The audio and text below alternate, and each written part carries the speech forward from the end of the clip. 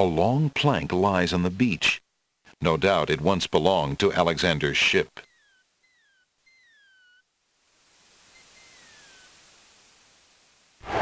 Alexander pushes the plank to one side. A box has been partially buried under sand.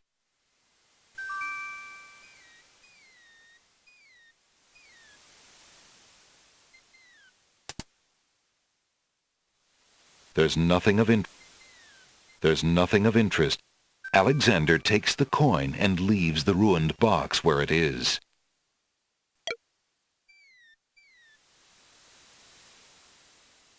Alexander picks up his royal insignia ring from the beach.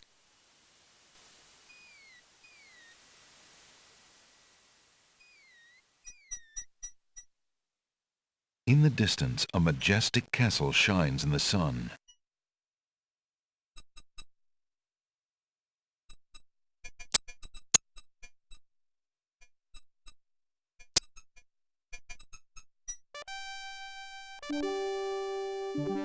The castle appears to be of Moorish architecture. Its marbled walls and delicate inlaid mosaics are unlike anything Alexander has ever experienced before. His own home, though lovely and dear to his heart, seems rough-hewn compared to this delicate beauty.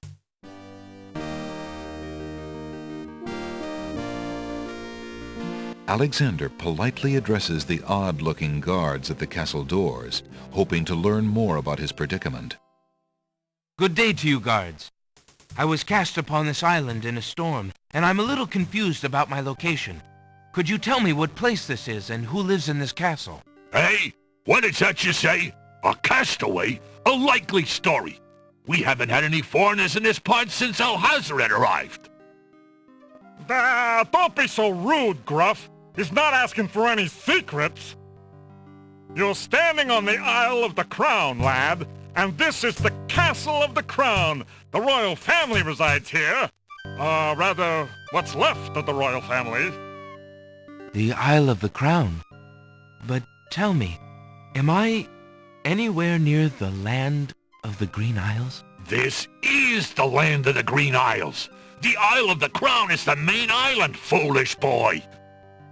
Then Princess Cassima must live in this very castle. Aye, the princess is indeed our treasured jewel to guard, and we consider it an honor.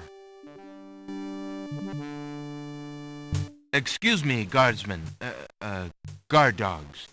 I've been traveling for months to see Princess Cassima. I would like an audience, please. I'm sorry, but the princess is not receiving visitors, particularly not strangers. I really must see the princess. Could I speak with someone in charge? Who are you that I should bother Captain Saladin, huh? My name is Alexander. I am a prince of Daventry and a friend of the princess. A prince, is it? I see. Yeah, and I am lord of this dusty path. Step aside. You'll not be getting into this castle without some proof of your claims. I assure you, I am Prince Alexander of Daventry. And I assure you that you'll not get past me without proof.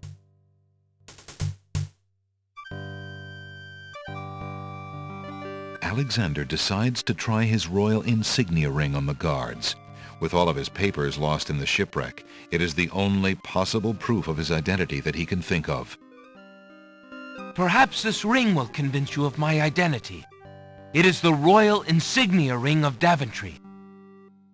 Ha! I'm sure. Just let me take a look at that ring. Well, I'm sorry, Your Highness. It's just that princes are so uncommon in these parts. Let me get Captain Saladin.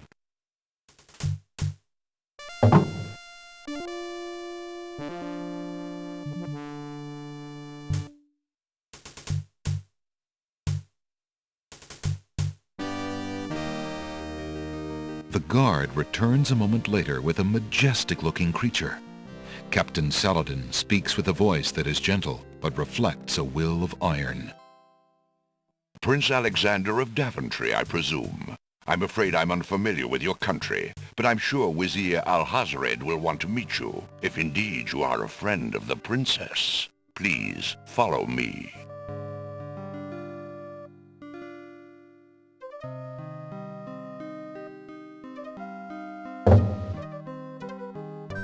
Lord Al-Hazred, a visitor to see you. Prince Alexander of Daventry. What is it that you seek, Prince Alexander? Pardon the intrusion, my lord, but I came to see Princess Cassima. Some months ago, my father, King Graham, saved my family and I from imprisonment under an evil wizard named Mordak. The same wizard that kidnapped the princess? Exactly. When my father rescued us, he also liberated Cassima and sent her home. Then your father has my gratitude, and that of the entire kingdom. But I'm afraid I still fail to see the purpose of your visit. Well, I came to make sure that Cassima arrived safely and to pay my respects. Before we parted, she gave me an invitation to visit. I have no doubt she did exactly that at the time, Prince Alexander. However, things have greatly changed for Cassima since her ordeal in Mordak's castle. Cassima's parents both became ill and died while she was gone. Cassima is sequestered in mourning for them as befits a princess. She is not receiving visitors of any kind. Even if she were, I do not think your visit would be appropriate. You see, it is time for Cassima to take her responsibilities seriously. With her parents gone, she no longer has the luxury to be a carefree maiden. As was her parents' wish, Cassima and I are to be wed. We shall rule the kingdom together. I assure you, our marriage is all Cassima wants now. As a prince and a gentleman, it would be best that you leave before there is any further embarrassment. I see. I suppose that I was mistaken. I thought for certain that Cassima... Well, I apologize. A young man sees what he wishes to see. I'm sorry you've wasted your time traveling to the land of the Green Isles. May your journey home be swift. Perhaps I will take the opportunity to look around your fair land while I'm here. I would advise against that. The kingdom is rather, shall we say, inhospitable these days. But it is your neck. You may risk it if you please. Captain Saladin will escort you from the castle. Good day.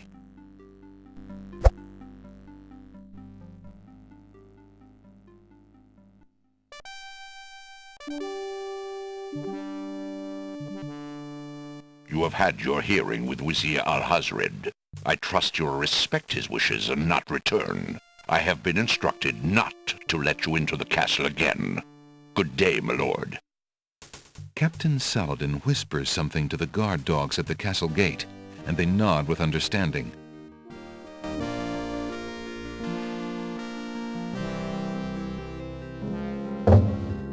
Alexander has a feeling they won't be letting him into the castle again.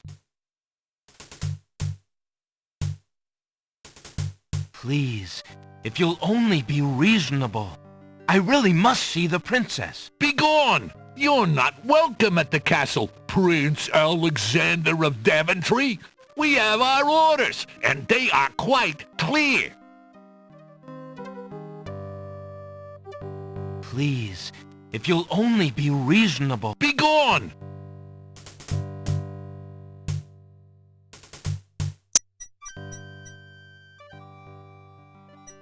To take the path turns into dirt here and continues along the side of the castle. The side of the castle is one big blank wall.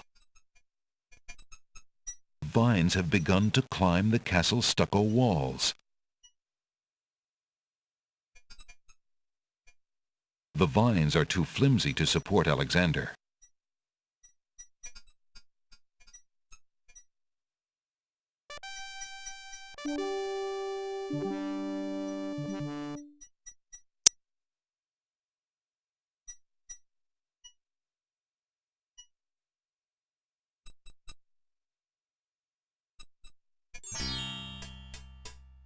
Alexander is standing on a sunny village street. There are open shops to his right, a hard-packed path beneath his feet, and palm trees waving over his head. To the north, a key-shaped arch leads to another part of the village. The sign says pawn shop. The sign above the door says Ali's Books. A large round pot is one of the pottery pieces on display outside the shops. There's a battered wicker chest in front of a shop. The battered chest does not interest Alexander. It's probably full of plain earthenware. Good day. The pawn shop is a dimly lit place with a slightly musty smell. Curiosities litter every corner and every shelf. For sale are articles that range from the bizarre to the commonplace, from the priceless to the practical. Towering mightily over the other pawn shop curiosities, the stuffed bear makes an ostentatious display.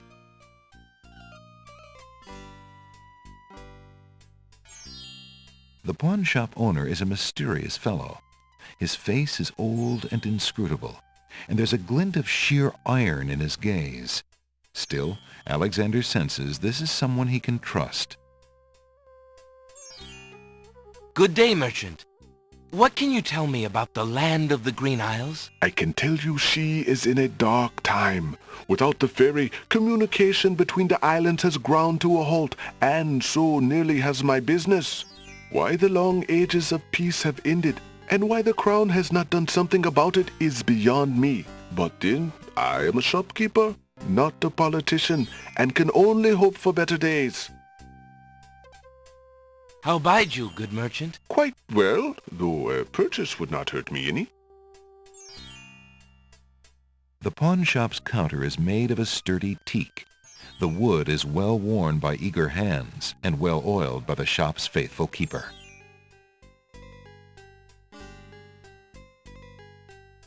How bide you, good merchant? Quite well. The counter feels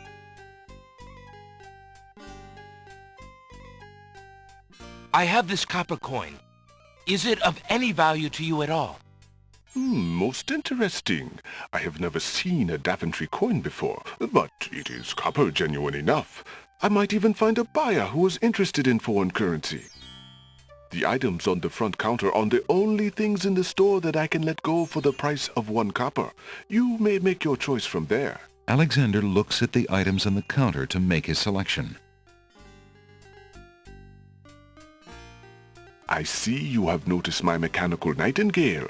She is made of plain tin, but she sings the sweetest song you can imagine, barely distinguishable from the real thing. The flute is only made of plain wood, but its notes are fine and true. Ah, yes, the painter's brush. It was well used by one of the island's best painters. There's a lot of creativity in that brush, and its bristles are still in good condition. Have you an interest in tinder boxes? This one is only slightly battered. It holds a good supply of flint, a sturdy striking pad, and even a candle in case you find yourself with naught else to hold the flame. I'll take the flute. Very well. Your coin is well spent. Remember, this is a pawn shop. I am always willing to take back my own goods in trade. I'll remember. Thank you. Alexander takes a mint.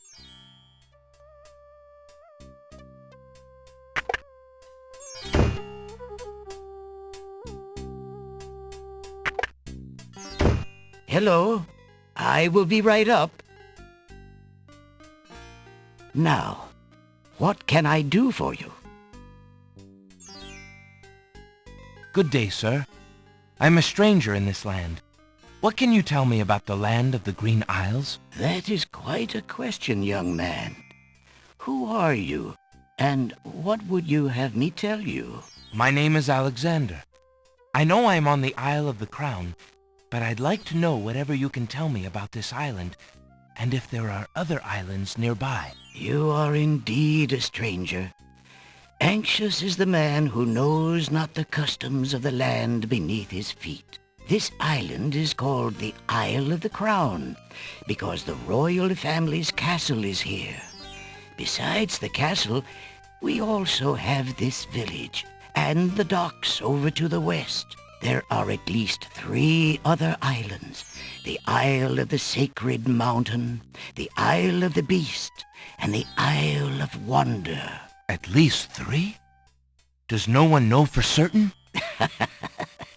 This is no ordinary land, Alexander. The land of the Green Isles has always been a place of vague boundaries, as if islands come and go. Legend speaks of a 4th island, an isle shrouded in mists. I myself have never seen it. Then, too, the land of the Green Isles is said to exist on the boundaries of this world and the next. Even darker places are reputed to be closer here than anywhere else in the world. That's quite a claim. Claim, yes, but probably just local superstition. We who live here on the Isle of the Crown, at least, sleep well enough at night. Those first 3 islands you mentioned, how might I learn more about them? Ideally, a young man seeking such knowledge would travel to their shores and learn about them firsthand. Meeting the leaders of each place would be helpful, naturally. Unfortunately, the ferry no longer runs between the islands.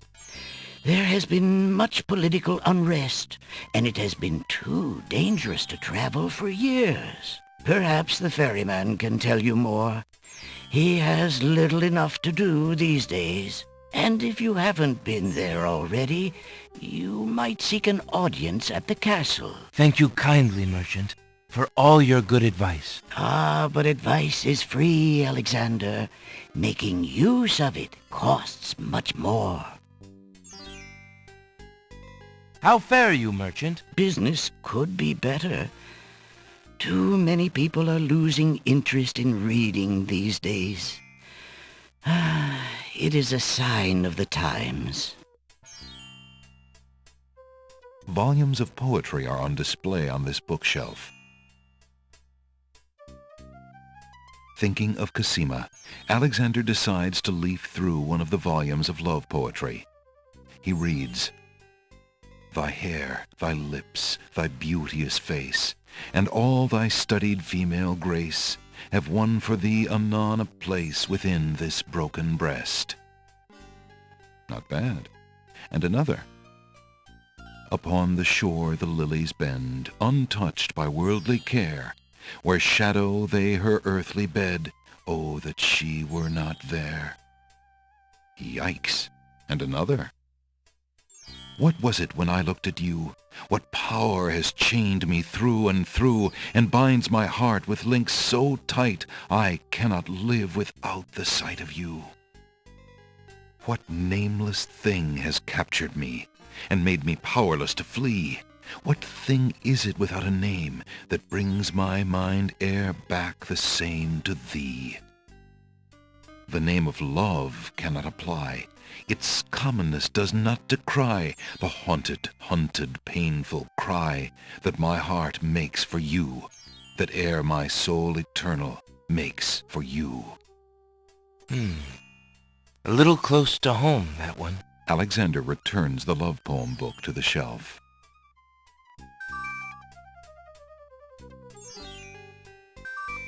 Alexander picks up the fallen page.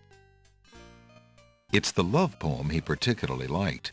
It must have fallen out of the poetry book. I see that old volume has lost another page. You may keep it if you like, sir. I have glued the stubborn thing back in place 2 times already. I do rather like it. Thank you, merchant. These shelves hold a collection of oddly titled guidebooks. Alexander is not interested in those self-help books.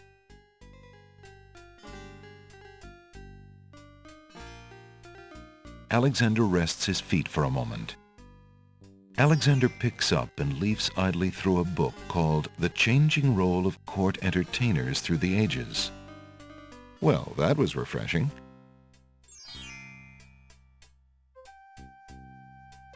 Assorted travelogues and biographies are arranged on these shelves. Right now, Alexander is too involved with the journey he's on to take time to read about the journeys of others. These shelves hold a selection of cookbooks. Alexander isn't interested in the cookbooks on that shelf.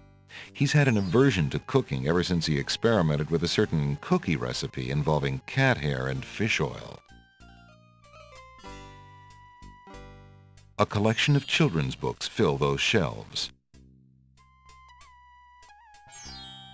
There's a small table near the door that bears a sign.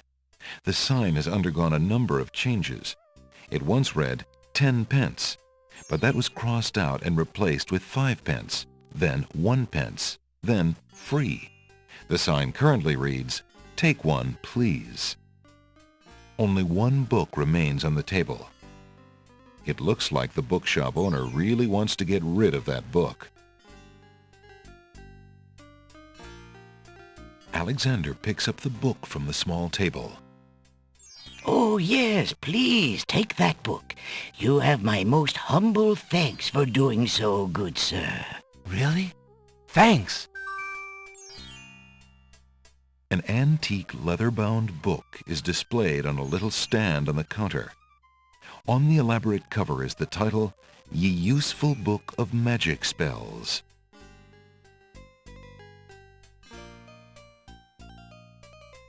How much for that book on the counter, merchant? It is a fine book, is it not? I obtained it from the estate of the one and only magician this kingdom has ever had.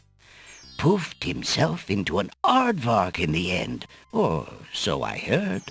I never found the spells all that useful myself, but then I lead a boring life. I tell you what, if you can find another rare book, something a bit more marketable, I might be willing to exchange the spell book for it.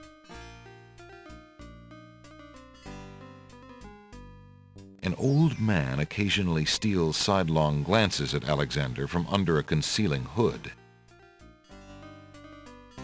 Good day, sir. The mysterious old man just ignores Alexander. Good day, sir. The mysterious old man just ignores Alexander. For some inexplicable reason, Alexander feels compelled to avoid this hooded old man.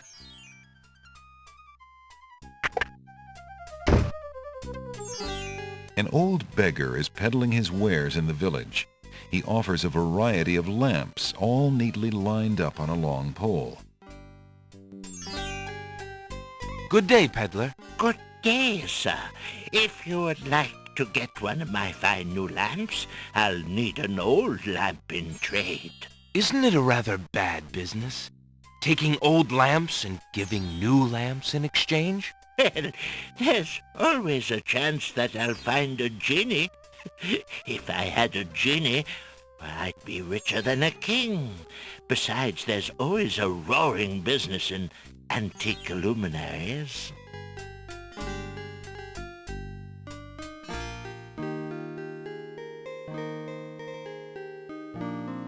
There's a young girl in the yard. The girl is dressed in a long, plain orange robe with a thick headdress.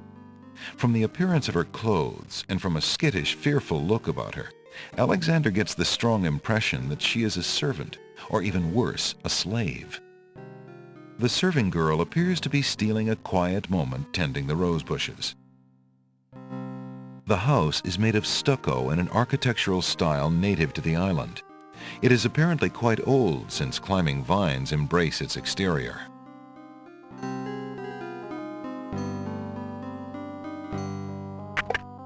You lazy thing! Get back to work and stay away from those roses! I've told you 1,000,000 times. Those flowers are too sweet for the likes of you. You've still got to do the breakfast dishes, make lunch, and clean the stables yet this morning. And get your veil back on. No one wants to look at your face. Yes, stepmother.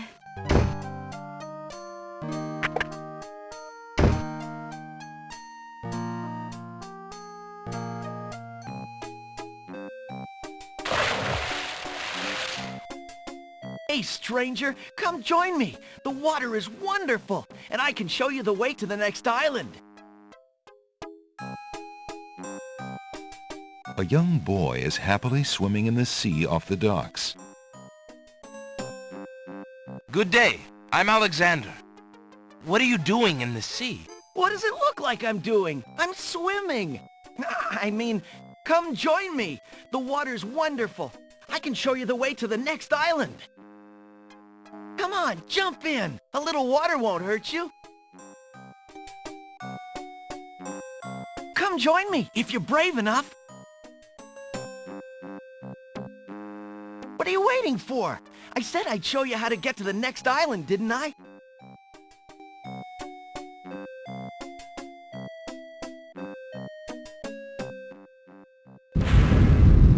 That's strange. The young boy in the water just disappeared.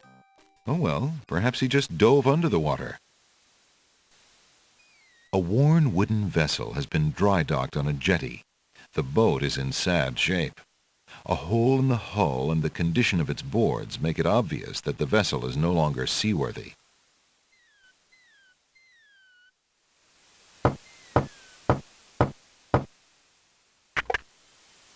Yeah, what do you want? Alexander. The rope is slacking. Alexander. The sail refuses. Alexander feels his pocket.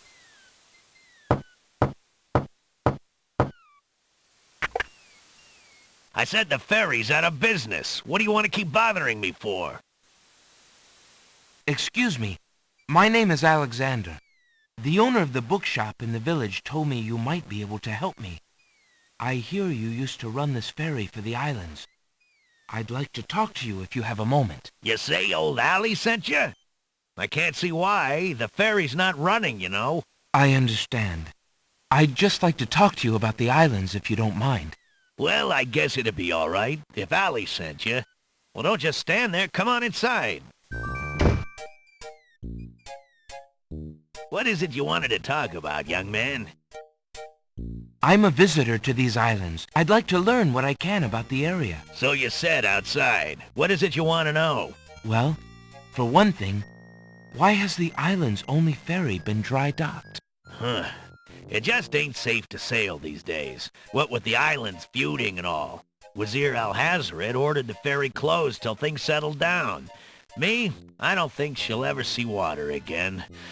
But why are the islands feuding? You got me. Something about stolen property or some such thing. 'Tis a real shame. Things used to be so friendly. Then this unrest is recent. A few years is all, but it's been long enough. Perhaps if the ferry were repaired. This old thing? This ferry's been out of water so long she's no longer even seaworthy. Her boards have dry rot. She'd fall apart at the first taste of seawater. But there must be some way to get off this island. There's only one other way to travel that I know of. A magic map. The owner of the pawn shop can tell you more about that than I can, Alexander. Tell me more about the ferry. I remember when I used to ferry Queen Ilaria and Princess Cosima themselves. There was no thought of danger back then. They used to go visiting to care for the needy and to keep up the friendly relations between the islands. I remember their last trip. Things had started getting nasty by then, and when they came back aboard, I gathered that the Queen and the Princess had been received a bit coldly. Princess Cosima was such a pretty thing, and she was terribly upset. But who could be spreading these lies, she asked the Queen, but the Queen had no answer.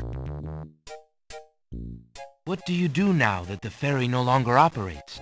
Me? I'm out of a job. The job my ancestors have held for generations. I'm the only one trained to avoid the reef and the rocks. But that knowledge does me no good now. Is there no other boat on the island? One that might be more seaworthy? Boats don't last long on these shoals, as you may have found out if you got here by ship.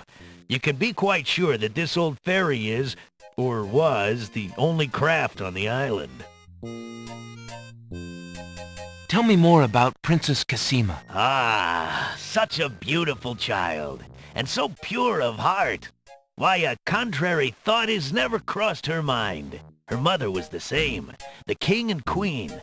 They served the islands, not the other way around. Always thinking about the people.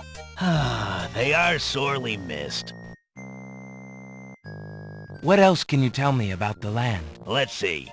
The Isle of Wonder's a lovely spot. A bit crazy, mind you. Gotta have a good sense of humor to enjoy a tour there. What else can you tell me about the land? The Isle of the Beast is pretty, but unfortunately, you can't get very far onto the island. What else can you tell me about the land? The inhabitants of the Isle of the Sacred Mountain are the most gorgeous creatures you'll ever see. If you ever get to see them, that is. What else can you tell me about the land? The Castle of the Crown sure is a beauty. She's the finest palace ever built, I'll warrant. What else can you tell me about the land? Some say that the land of the Green Isles is near the edge of the world, and that the deadly currents are a result of a magnetism that sucks life from this world to the next. Of course, that's just silly talk. What else can you tell me about the land? Let's see. The Isle of Wonder's a lovely spot. There's a rabbit's foot on the table. There's nothing of interest. I see you have a rabbit's foot. Has it brought you much luck? As you can see, my luck's been out for some time now, despite that old charm. Why don't you take it with you? Perhaps giving the darn thing away will bring me good fortune at last. Perhaps it will at that. Thank you.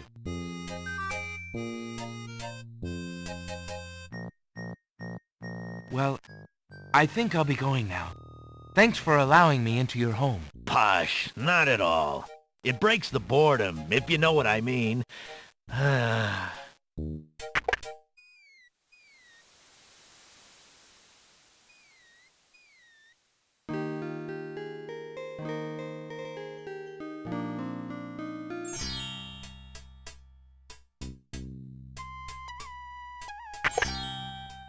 Good day.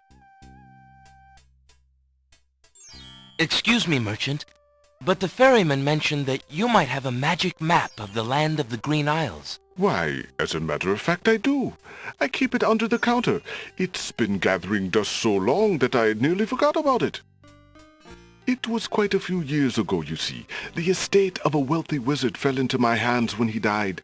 It was useless magical junk mostly, which reminds me, I've still got some things of his in the back that I need to dump out. Anyway, the magic map was the one true treasure in the lot. The wizard was quite old and feeble and had enchanted the map to aid in traveling. It is said that one need only desire to be on an island depicted on the map to find oneself there. It is a very valuable map, as you can imagine. Unfortunately, no one is interested in traveling these days. It is far too dangerous with the current state of the kingdom. What would you take for the map? I would normally want something magic in return, but since I am hardly overrun with prospective buyers, I would be willing to take anything of equal value in exchange.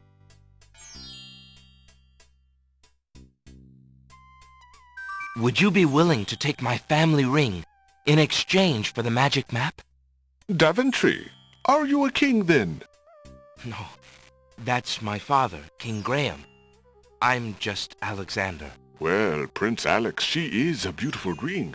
Are you sure you can part with such a unique family heirloom? The ring does mean a lot to me. I didn't always have a family, you know. Still, it is only gold. There are more important things at stake now.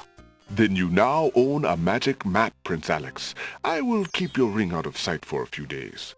If you find anything else of great value in your travels, you can come back for your ring. I would hate to see it melted down for gold. Ah, and a warning about the map. It will only operate when you are out in the open and within sight of the sea. The limitation has something to do with the teleport spell ingredients. You might try the beach. Thank you. You are very kind. And I'll remember about the map.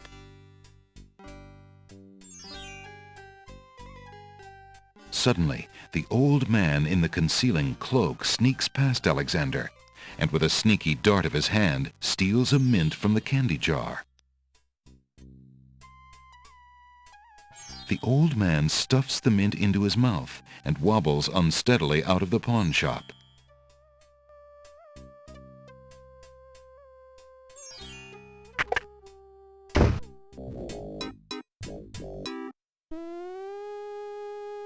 Master!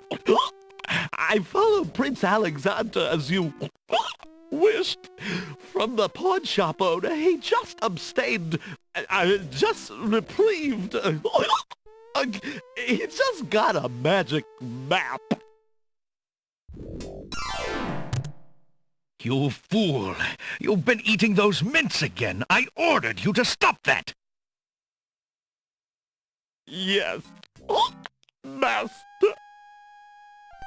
Now, what is this about a magic map? With the map, Prince Alexander could travel anywhere as quickly as I can. I thought I took care of the only means of travel.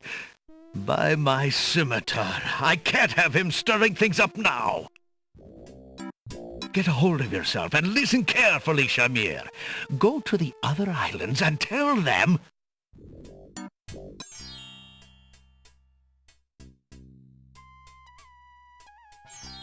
Would you mind if I traded this in? Of course, Prince Alex. Please choose something in exchange for the items on the counter. Alexander looks closely at the items on the counter to make his selection. That mechanical nightingale looks intriguing. I believe I'll take it.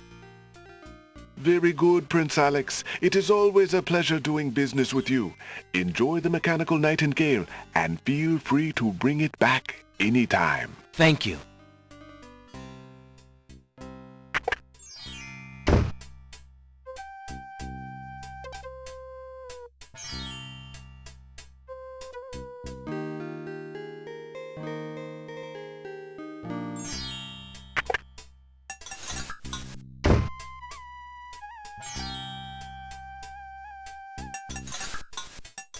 Alexander sorts through the odds and ends that the pawn shop owner dumped into the pot.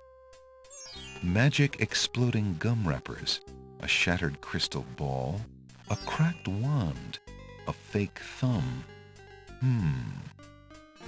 Near the bottom, Alexander finds a little glass bottle labeled ink. It appears to be empty, but Alexander decides to take it anyway. You never know when a small bottle will come in handy.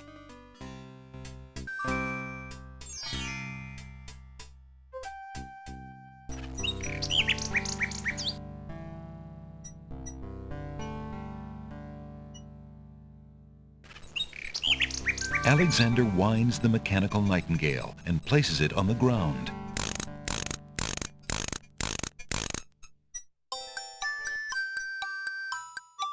The mechanical nightingale sings a sweet, tinny tune. The real nightingale in the tree cocks her head and listens intently. The nightingale flies to a lower branch and looks at Alexander curiously, as if she were deciding that this human might not be so bad.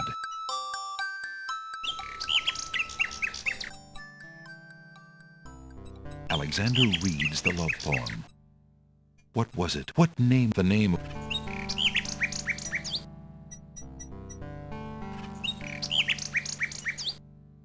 Alexander holds out the poem to the nightingale. To Alexander's surprise, the nightingale swoops down and grabs the page from his hand. The nightingale flies off towards the castle with the poem. Where might she be taking it?